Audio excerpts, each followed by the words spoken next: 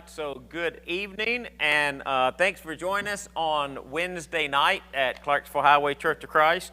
We generally have a guest, but tonight we do not have a guest. So you are stuck with only Jeff and I. And I've already interviewed him, so I can't do that. And he's already interviewed me, so that's not going to work. So, unless someone shows up in the next few minutes. Yeah, but I don't think anybody's going to show up. So we'll do the best we can. Probably be a shorter class since we didn't really plan on having a long class because we planned on interviewing someone. But anyway, if you are listening in, you can send us a comment in the text box, the chat box on Facebook, or you can send one on YouTube if you would like. We're trying to monitor both of those. And hi, Janie, bring them on camera. We should be on camera now, Janie. So, but anyway, just send us a comment. If you have my cell phone number, you can text me a comment. And very honestly, that is probably the very best way to get us a comment. Either text it to me or text it to Jeff. Get here quicker. All right, Jeff. My battery? All right, so I'm going to lose Jeff for a minute. His batteries are dead, so he's got to go get new batteries. So that leaves only me. So we've gone from 2 to 1. Tonight we are going to talk a little bit more about the Passover. We're going to try to finish that discussion up. This would be the week of Passover. So if you were planning your calendar and you wanted to celebrate Passover, this is the week for you to do that if you would like to. And what we're going to do tonight is actually pretty simple. We are going to talk about what a modern Seder plate looks like and what it represents. That would not have been what they used in the time of Jesus. So it's just for informational purposes, because sometimes you hear people talking about the Passover plate and the Seder plate and what is on that. So we'll talk about that for a little bit tonight. And then I wanted to talk a little bit about Passover and communion. So looking forward to just kind of talking about the Last Supper for a little bit, and Passover for a period of time. So Jeff's on his way back, and so you have this. Man, that is so far away. I can barely read that, but I know what the slide says, so we'll be okay. Do I need batteries too? Yeah. All right. So I guess you'll have to talk while I change my batteries.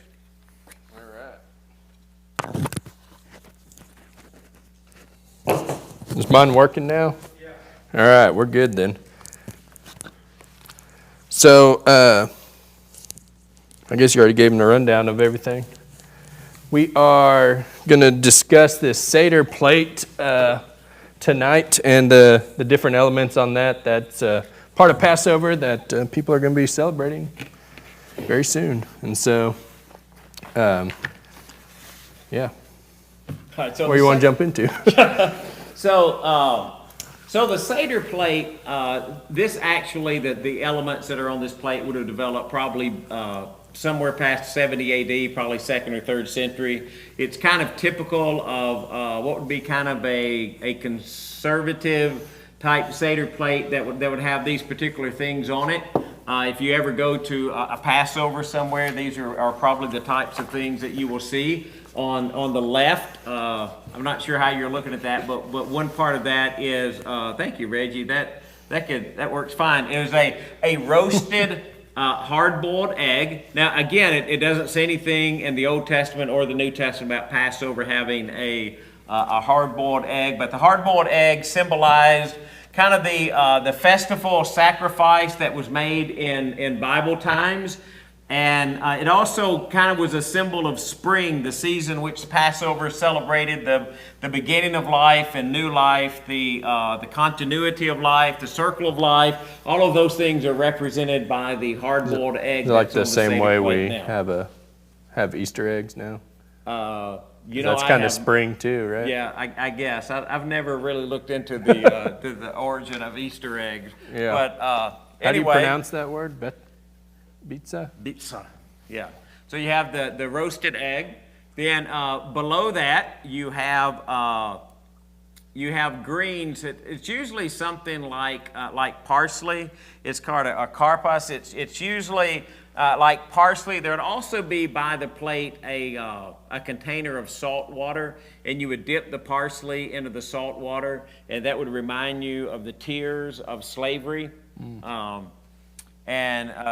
kind of an appetizer. It kind of reflects more Greek culture than anything else.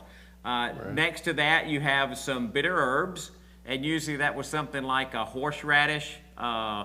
It symbolizes the bitterness of Egyptian slavery. And it's usually dipped in the charoset, which is just above that, kind of to reduce its sharpness. We'll talk about the charoset in just a second. I remember we did kind of, it was at camp. I don't know if you were there or not. It's one of the years we were at Camp Meribah. And we did. I don't think so. We talked some about the Passover, and for a bitter herb I went to the store and got horseradish, so we used ground horseradish. It wasn't a big hit. A lot of the kids didn't really like horseradish, but We did one with Awana too, didn't we? yeah, we might have done one with Awana. I don't remember. May have done that. It was like radishes, I think. Yeah, the charoset, which is above that, is it's kind of a mixture of apples and nuts and spices. I remember, I think maybe some cinnamon, and it's got a little bit of wine in it, and you mix all of that up. And it's symbolic of the mortar that the Hebrew slaves would have used when they built the structures in Egypt. And of the things that's on that plate, that's the one that I really like. That stuff is good. It is. So, in fact, it needs to have a bigger spot on the plate for that, because I could eat that. Yeah. Above that, you would have on a Seder plate now, which would be a shank bone. Sometimes it would be like it would be cooked, it'd be roasted, and there would be lamb on it, so you would eat it. Okay. Some traditions, they just leave the bone itself. Sometimes they use chicken now instead of a shank bone of a lamb. It's offered to remember the Passover sacrifice that they did in Bible times. But after the destruction of Jerusalem in 70 A.D., of course, there was no sacrifice after that, so they started using something that was symbolic of the sacrifice that was made. Right. And that's why at the end of like a traditional Passover, one of the final things they say is next year in Jerusalem. Because those who aren't believers, who don't believe the Messiah has come yet, are hoping that the Messiah will come, and then the next year they will celebrate the Passover in Jerusalem again. So they usually finish the Passover next year in Jerusalem. And then above that, you have another section of just bitter herbs that you would eat those a couple of times. And it's kind of what a Seder plate would look like. Is there an order to eating it? There's a book called Haggadah, I think is the way that you pronounce it, and then it's kind of an order, the story, how you would tell the story, the order that you would eat things in. I know you start with, if I'm not mistaken, somebody who knows can correct me on this, because this is not something that I know. I've done it once, but I don't remember the order. It's usually you start with the boiled egg, I believe. And I mean, as far as a traditional type Passover like that, I don't think I've ever sat down and done one that's like from beginning to end, taking the Haggadah and reading through it and doing the story and the questions and all of those types of things. And I mean, if somebody wanted to do that, I think that would be fine. It's just not something that I've done, so I don't really know the order that they eat those things in. Right. But I mean, for us tonight, one of the things I wanted to talk about is where's my little clicker? I really wanted to talk about Passover and Jesus, the Last Supper, and communion. And there's a big discussion we could probably have. Jeff and I talked about this a little bit in my office today, and it's like, when I talk about it, I even get myself confused. And today... I just confused myself. Yeah, today after I left, I was talking to Shaw. Shaw and I, I asked Shaw, I said, what day do you think Jesus celebrated the Passover? Was it a Wednesday or a Thursday? And he said, well, I think it was a Wednesday. And I said, well, I think it was a Thursday, Shaw. It's one of those things that Shaw and and he said, I can understand why some people would think Thursday, and you make a great point for that. I can make a great point for Wednesday. Right. And so when you start trying to narrow down exactly when Jesus celebrated the Passover. Was it the 14th is when they would have killed the lambs at twilight? So did he celebrate it the night? So the next day would have started at sundown, so that twilight you would have slaughtered the lambs. That would have been the 14th. As soon as you did that, it's the 15th. It's the next day. Right. So did he do it the night of the 15th? Was it a Thursday night? Possibly. I kind of think so. Could it have possibly been the Wednesday night? It possibly could have been. There is this thought that there is a different calendar between two groups of Jewish people, like the Galileans and the Pharisees kept one calendar, and the Sadducees and those living in Judea kept another calendar. And is there like proof of that? There's proof of that, but not necessarily in relation to Passover? Well, the difficulty is there's proof of that even in relationship to Passover. The problem is the documents that we have are later than the time of Jesus. So you don't know if that tradition developed by the time of Jesus or after the time of Jesus. Right. But it seems from the writings that it was pretty well known. And I mean, if that were the case, the thought process with the Galileans would have actually celebrated Passover a day before. And in some ways it makes a little bit of sense, because if you were trying to do that many Passover sacrifices in one day, it'd be really difficult right. to get that done. Now, whether they had two calendars at the time of Jesus, I don't have any idea. Some people think that since Jesus knew he was going to be crucified the next day, that he celebrated Passover a day early. I don't think that's the case, but if Jesus decided to do that, I'm okay with it. Yeah. But, I don't think that's the case because of Matthew, Mark, and Luke, and they said that it was on the day that the Passover lambs were sacrificed. Then they came and asked Jesus, where do you want us to prepare the Passover? Mm-hmm. But in the two calendar theory, they would have actually... And Jesus was Galilean, so he would have done it the day before if he followed that calendar. So they would have actually slaughtered lambs on two different days. So that's a possibility. Some have suggested that the Last Supper wasn't really a Passover meal, and I think it was a Passover meal because it was at night, it was inside Jerusalem, and it seems like from John that Peter had actually taken a bath for it, which would have been ceremonial type cleansing, because remember when Jesus was going to wash his feet, mm-hmm. he said, well, you can just wash my head, my hands, my feet. And he said, Peter, you don't need a bath. People right. who've had a bath are cleansed, with the implication there is that Peter had one.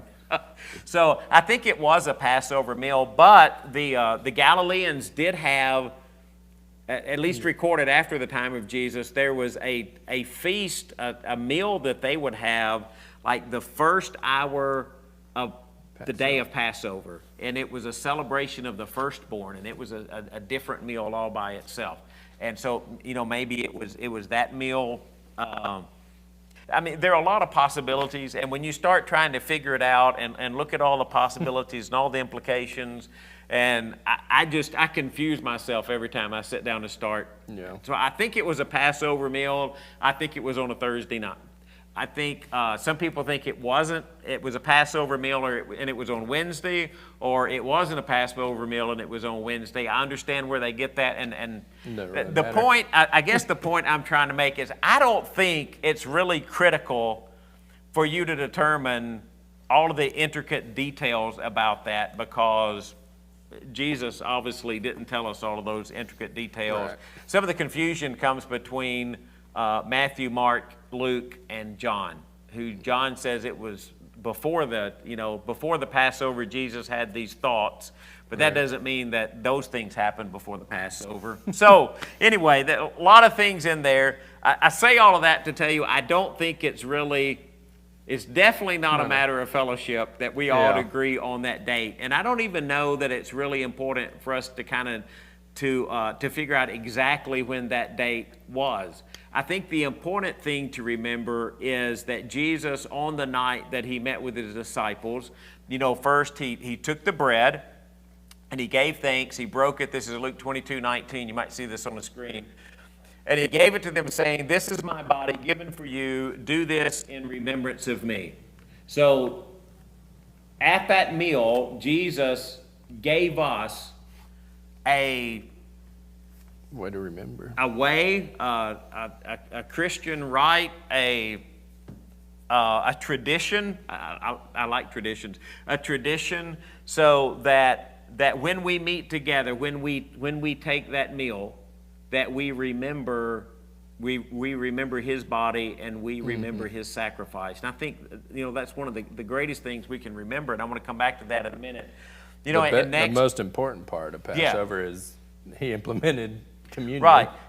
And even Passover, I think, when you look at the Old Testament, Passover, which was in the old law, was a shadow of what was coming in Jesus. That Right. Passover lamb represented the Lamb of God that was coming into the world to die for the sins of the people. And so Jesus is our Passover lamb, and so we honor him when we gather together and we take communion. We take the Lord's Supper. We share Right. that bread together. And then he took the cup. I know Luke mentions 2 cups. This is the second one in Luke. He took the cup.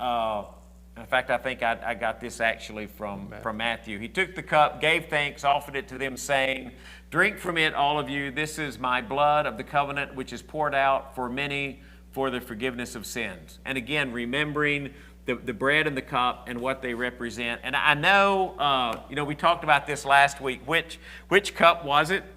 Yeah. And I can't read that from back here. I'm gonna have to get better glasses or make that bigger. The cup of consecration, I will bring you out. Reggie's trying to help me back there. All of these are from Exodus 6:6, We'll just so I pull can up just go there Exodus. and read those if you want to see them. I will bring you out. I will deliver you, which was the cup of plagues. Then the cup of redemption, which I will redeem you. And then the cup of praise, the Hallel cup, and I will take you for my people. And I know last week when we talked about this, somebody had texted in. I kind of think it was the 3rd cup, which was the cup of redemption. It could have been the 4th cup, the cup of Hallel, because after they took that cup, they went out and they were singing a hymn. Man, that was a big flash of lightning, by the way. I don't know if we hear thunder from that or not, but kind of caught that out of the side of corner of my eye. That was kind of bright. So if it was the cup of Hallel, since it was after the meal, whether it was the cup where Jesus says, "I will," where they were emphasizing, "I will redeem you," and this is assuming, right, that they had 4 cups at Passover, like we read. They may not have, but however you couch that, however you decide which cup you think that it was, or if they actually had 4 cups during the time of Jesus, which I think I think there's a good chance that they did. Whether it is Jesus with the cup that says, "I will redeem you," or if it is the cup, the praise cup where I will take you to be my people. I mean, the symbolism of what Jesus did with that, that he redeemed us from our sins, that he... It's huge either way. Yeah, that he calls us to be his people. I mean, it reminds me of that verse in Hebrews where he's not ashamed to call us brothers. Is the egg really that tiny? That's a good question. I don't know what you could see in that picture. It is just the size of a hard-boiled egg. So whatever the normal size of a hard-boiled egg is, that's what they have. Sometimes there is one tradition with some people where with the egg they even leave the shell on it, and the scorched look of the shell reminds them of the destruction of the temple. Yeah. And so, but it's just a regular size hard-boiled egg. I don't know what it looked like on that picture. I don't remember now. Wasn't a very big plate, Yeah. or maybe the plate was bigger than it seemed to be. But again, not putting so much emphasis on the Passover that we look at the Passover in such detail that we forget or we don't. We lose sight of the meaning of Jesus with the disciples on that Last Supper, where he gives us this sacrament to remember his body and his blood. And I was thinking about that after we talked today. I was thinking about that, and Shaw and I were talking about this as well. I wish Shaw were here tonight. You know, when you think about the Lord's Supper, when you think about communion, and that would have been, you know, if it was AD 30, that would have been almost 2,000 years ago, right? 2033 had been almost 2,000 years ago. And there probably has not been a Sunday in that 2,000 years that some group of believers somewhere have not shared those sacraments. They have not. That's pretty cool. They have not shared that every Sunday since that time there has probably been a group of people somewhere in this world who have shared the bread and the wine and thought about and remembered and celebrated the death, the burial, and the resurrection of Jesus. And when you think about that to me is such an incredible thought. And it's one thing that if you call it tradition, it's really good tradition. You know, if you want to call it tradition. But to know, I mean, even when we celebrate that at Clarksville Highway for those of you who may be listening and don't really know a lot about Clarksville Highway and who we are, we would celebrate that. We celebrate that every Sunday. Miss Cheryl had this for us last Easter. Shaw made the carousel, and it was yummy. I remember that. You know, we had that. We had a thing out here last. You know, I think it was on a Saturday, wasn't it? Did we do it on a? Didn't she have us? Miss Cheryl come up on a Saturday, and I remember Steve Carr brought us. He brought us some lambs. Right. Yeah. Yeah, we had that lambs was on here. a weekend or Sunday night or something maybe. And it was really good. I remember I kind of told the Passover story and told about what each one of those would represent. And Shaw made, that stuff was good. Yeah, that carousel is good stuff. But maybe he's making some more for us. You know, when you think about that tradition of sharing communion, the Lord's Supper, and again here at Clarksville Highway, we do that every week. And I think, you know, I think of the things that we do when we worship together on Sunday. And I mean, every one of them are important. I'm not trying to rank them in order. You know, like I'm not trying to rank, you know, singing and preaching and Lord's Supper and prayers. I'm not trying to say one is not important. I'm just trying to share communion is the one that is most meaningful to me and that I look forward to the most. And in a lot of ways, you know, I think maybe we should spend more time on that. You know, it's not just sometimes it's like it's too quick. You know, because it's not just a piece of bread and a drink of grape juice, or, you know, and I know they're small elements, but when you think about like a meal. You know, when you think back about times that you've shared with people, like a meal is one of the things that you share with people that most often. Well, it creates the most memories for me. Like for me, remembering meals with either my grandparents or my parents. When you have family reunions and you have just people sitting everywhere and eating and visiting with one another.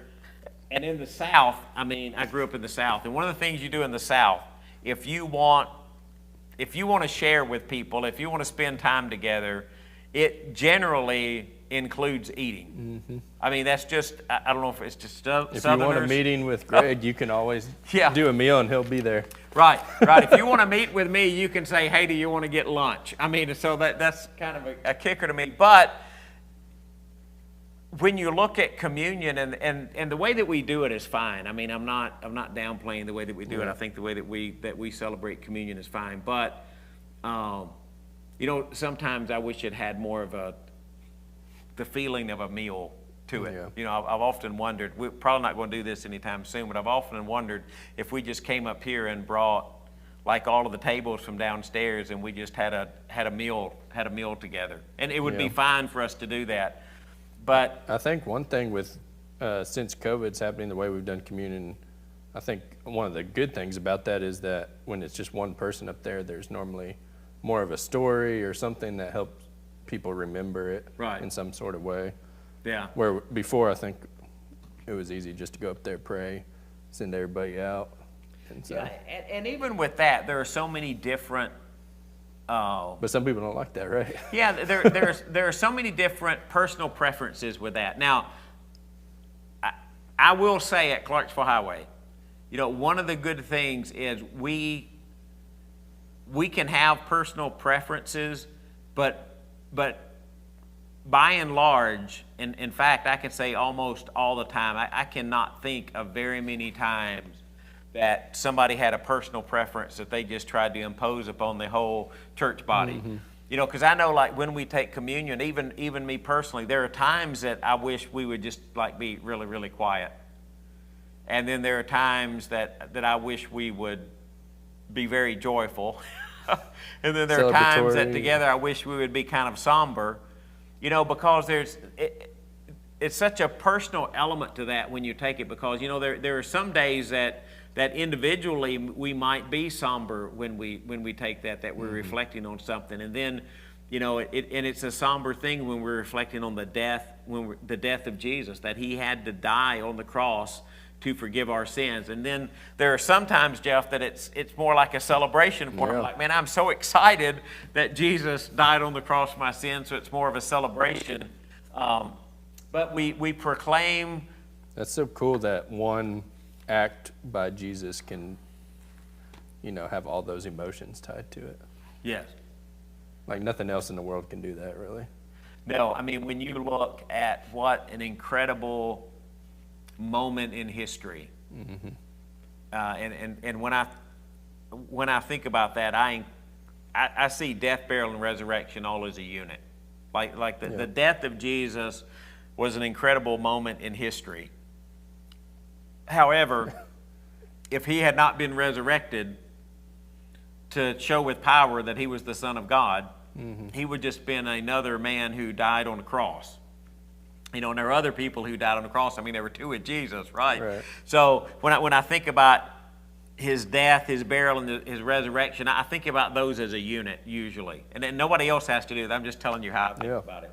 So when you look at what happened in history at that moment, that God loved the world so much that he sent his son to die on the cross so that the world might be saved. And then when we gather as a church body, and then we celebrate that. And again, sometimes it's more celebration. Like even with Passover, Passover, you had Passover and the Feast of Unleavened Bread. So you had 1 day and then you had 7 days, which means 8 days. Well, by the time of Jesus, they were pretty much all included with just one big 8-day festival. And you had Passover the first day, but then you had, from 2 Chronicles, you had just celebration sacrifices after that one, throughout the week. And they might, you couldn't eat the Passover lamb, the next day you had to burn it. But those other offerings you would eat all through the week. And so, but when you look at what Jesus did on the cross, and I mean, I guess the thing, Jeff, you have to jump in here and talk. I'm going to talk the whole time. It looks like such a simple event, but it's not. It's like two sacraments that we have kind of held on to through the centuries when you think about from the time of Jesus on. I mean, I know there are others that, they're singing and praying, but they've kind of changed forms in some way. Right. And even communion has changed forms in some way because, now we either take individual cups or we pass trays like we did before COVID. I don't think in the New Testament they had little trays to pass around, and I'm pretty sure they didn't have those little plastic cups with the snap tops that we have on it. They probably had individual cups, and however I don't think it's the form of that, but it hasn't changed greatly. I mean, you still have unleavened bread, and you still have wine, grape juice or wine. And when you look at that, and then you look at baptism, I mean, baptism has not changed in form much through the centuries. I mean, you still take a person, you dunk them in water, and you bring them back up. And I know there have been divergences off that where they've gone to, some people went to sprinkling, to different things, but just the act of baptism itself.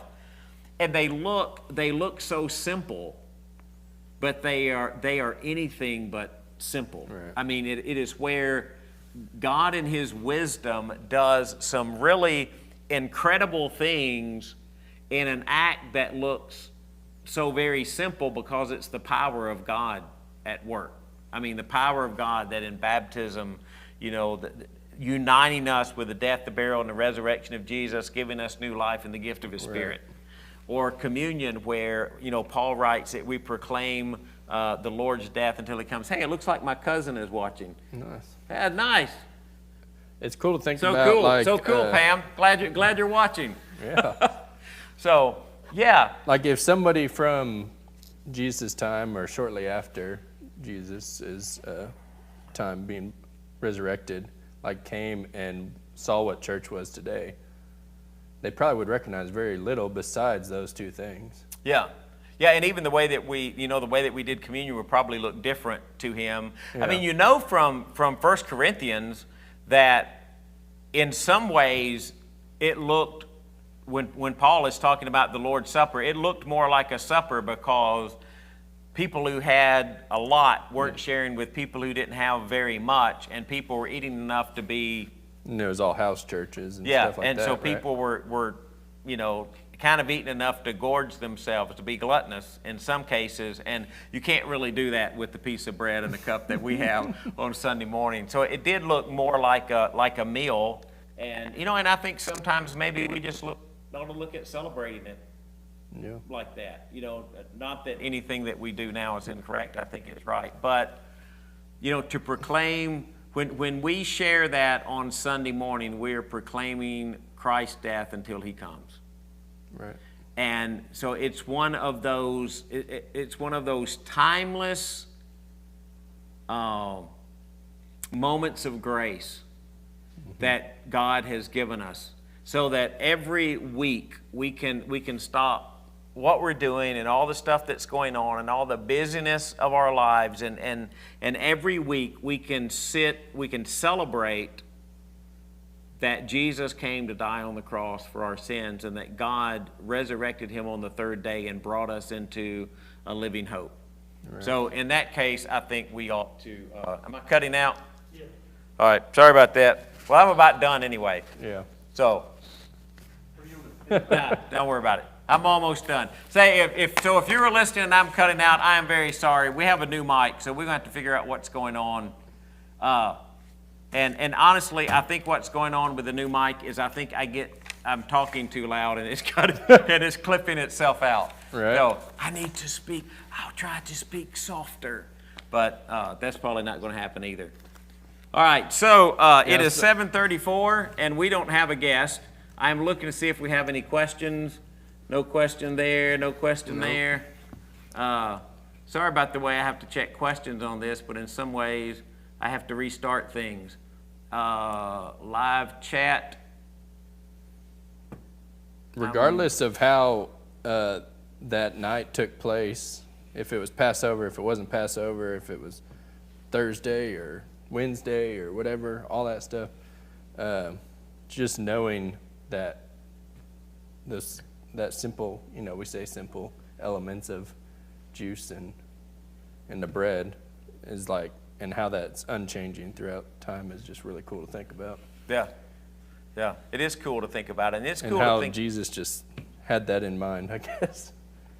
Yeah. The thing is, to celebrate. And Donna Ray said, ain't that just like God? So that's where I got this. But I think the amazing part to me is God could have made that some incredibly elaborate type of event, but He didn't. He chose two things that were fairly common, they were easy to acquire, and they weren't greatly expensive. Accessible for all Yeah, people. and they were accessible to everybody. And I feel the same way about baptism. God could have chosen anything that He wanted for our union to the death, burial, and the resurrection of Jesus. He chose baptism. He chose water and I don't mean to single that out. I mean baptism without repentance, confession, godly living. I mean, I'm not elevating it. Those of you who know me know that I believe you're saved by faith, and I think faith looks like people who repent, confess, baptize, and live a holy life. So I think that is faith. But in baptism, God chose something that is very simple and very very It's common. accessible too. Yeah, it's it's everywhere. accessible and it's common, you know. And I know you always get those questions. Well, how about somebody who decides to be a follower of Jesus and there's somewhere there's not water? I'm sure God can take care of that. But but anyway, hey, sorry my mic is cutting out, and sorry we don't have a guest tonight, so it's a shorter class. I don't have any comments. You got anything else you want to say? I do not. So since there are no questions, comments, criticisms. Thanks for joining us. Thanks for joining us. Stay safe and tonight. if you are in Middle Tennessee, please stay safe. And if you are in West Tennessee, hope you have been safe. And if you're wherever this storm is going next, I hope you stay safe. So please keep an eye on the weather and have a good evening. And wherever you are and wherever you're listening from, do what? Easter egg hunt. Oh, yeah. I was going to encourage you wherever you are, whether you are online, find a place to worship God this Sunday. Not this Sunday, but every Sunday. But this is Easter. And remind those of you at Clarksville Highway there is an Easter egg hunt on Sunday morning during class time. And, you know, maybe if my adult class is really good, I'll let them go out and do an Easter egg hunt. Hey, there you go. And right. yeah, They'll stick probably be around out for church watching. after that. We'd love to have everyone. Yeah, so come to the Easter egg hunt and stick around after church. And for church. And stick around after church so we can talk to you. All right, we're signing off. Have a good one. Have a good evening.